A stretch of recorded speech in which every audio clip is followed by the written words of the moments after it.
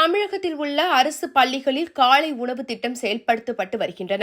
Thanjai municipal காலனியில் உள்ள நீலகிரி மாநகராட்சி தொடக்கப் பள்ளியில் இந்த திட்டம் செயல்படுத்தப்பட்டு வருகிறது.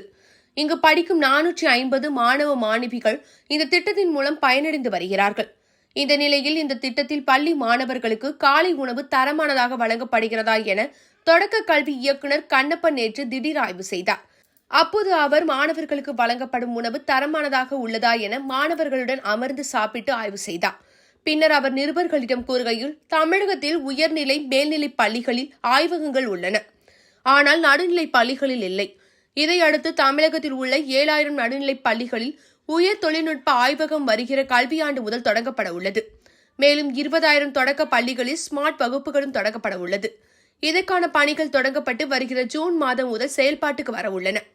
மேலும் தொடக்க நடுநிலை பள்ளிகளில் பணிபுரியும் 80,000 ஆசிரியர்களுக்கு இன்டர்நெட் வசதியுடன் கையடக்க கணினியும் வழங்கப்பட உள்ளது.